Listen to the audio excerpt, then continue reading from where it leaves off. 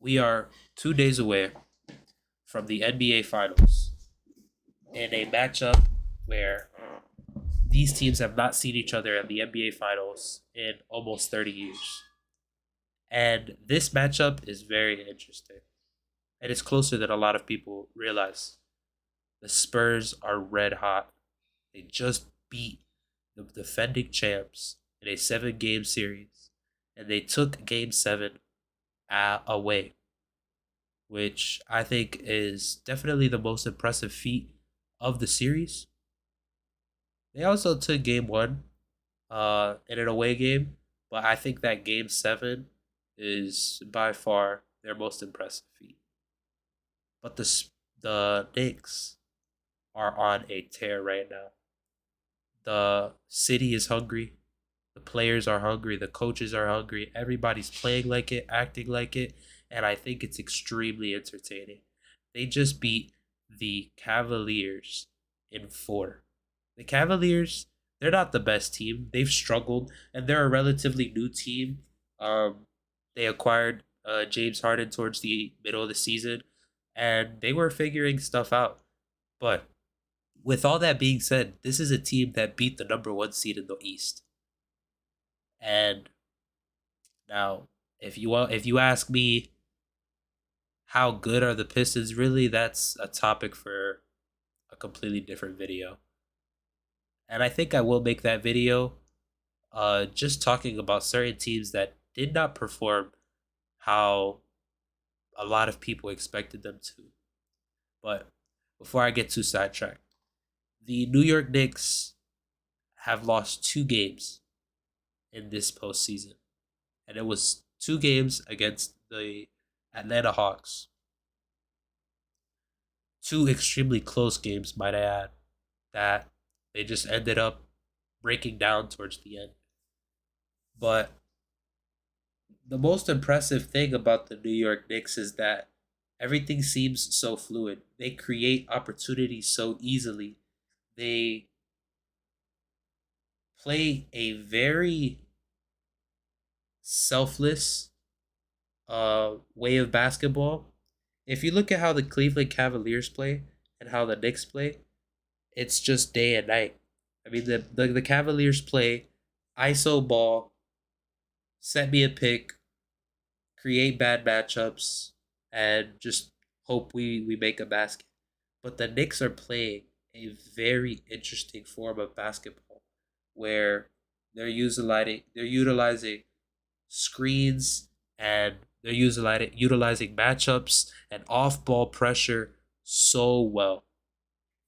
And I think this type of basketball will do really well against the Spurs.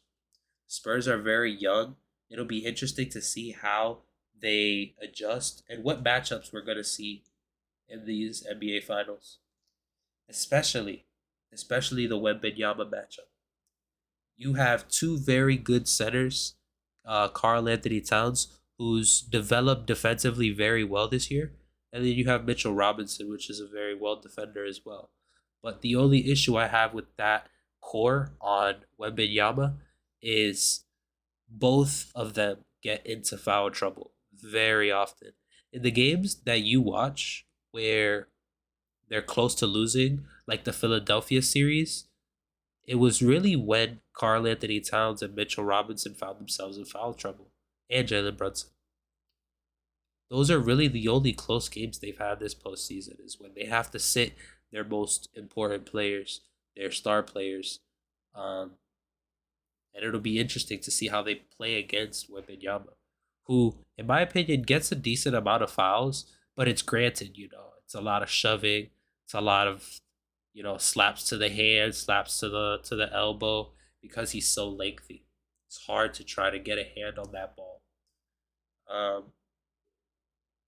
so I think they're gonna have to try something, which is going to be what the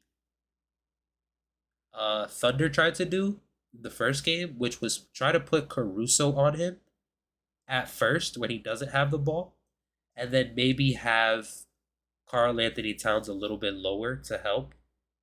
I think they should try that before they stick to the one-on-one Karl Anthony Towns versus Wembanyama or Mitchell Robinson versus Wembanyama matchup. And that's only because they need to reserve the amount of fouls those two guys get. They are so important to the Knicks winning. And if they lose them too early and you have to sit them for too long, it's going to be a very tough game. Now, some other important matchups I want to bring up is the Brunson matchup. Everybody this postseason has talked about how bad Jalen Brunson is on defense. And it's going to be very hard for them to hide Jalen Brunson, how they've hid him in previous series. Um, just because everybody on the Spurs is offensively a threat. If you want Jalen Brunson on De'Aaron Fox, that's a hard matchup for Jalen Brunson. If you want Jalen Brunson on Stephon Castle, I mean, that is also tough. It's extremely tough. Shea Gilchrist Alexander was his matchup, and he was still sitting pretty comfortably and scoring pretty comfortably, getting to the basket pretty comfortably.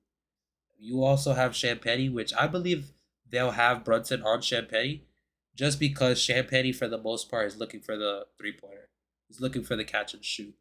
Um, but even then, I don't know if Brunson closes out in time to give a decent contest to that 3 ball.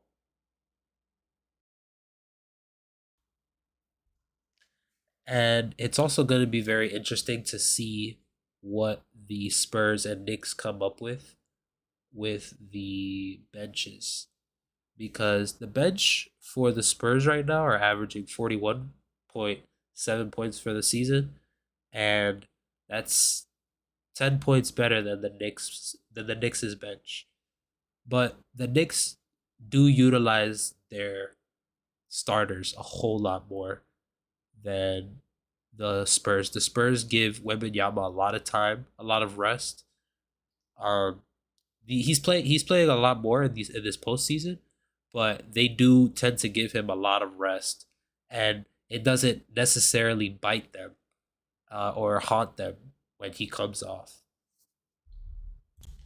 Now, I say that because even though it's 10 points better than the Knicks bench average in the postseason, they're both averaging around 31 to 32 bench points per game.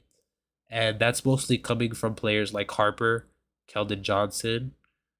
Um, and for the Knicks, that's mostly coming from players like Deuce McBride, who come off and give you one to two threes, and you live with the result.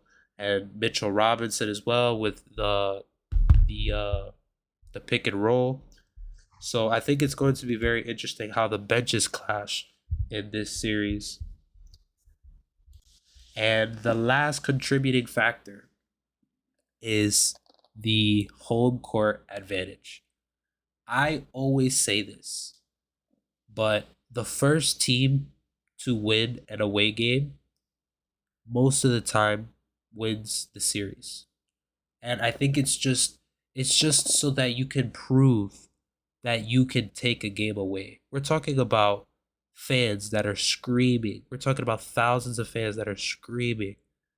And a lot of people don't like to admit that it's a factor, but it is. Um, we saw it in the bubble. It was some of the most uh, pure basketball we've ever seen. An area where it's you versus me, and we're about to find out who's better. No fans, no cheering, no booze when I walk out, no comments when I'm walking to the tunnel, nothing. It's me versus you, best man wins. And I think that home court advantage for the Spurs is going to be very interesting. They get to have the first two games at home. Then if the series goes to seven, they go home for game seven.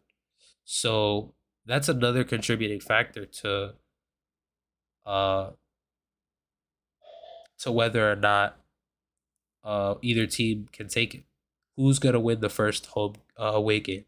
I do think personally that the Knicks have a better chance at taking an away game because the Knicks home games are extremely, extremely loud and distracting.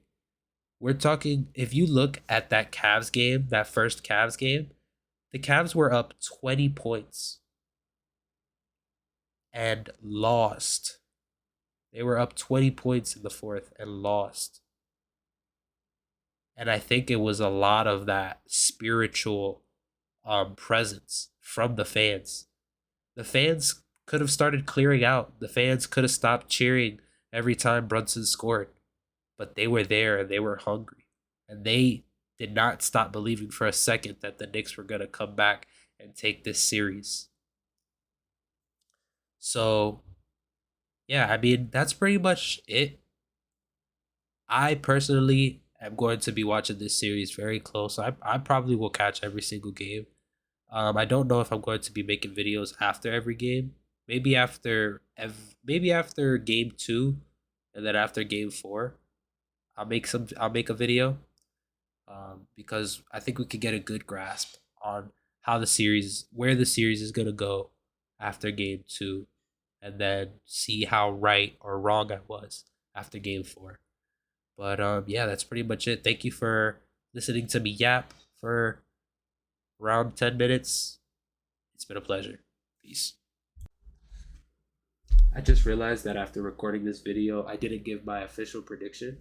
If I had to guess, I love the Knicks. I'd probably go Spurs in 6.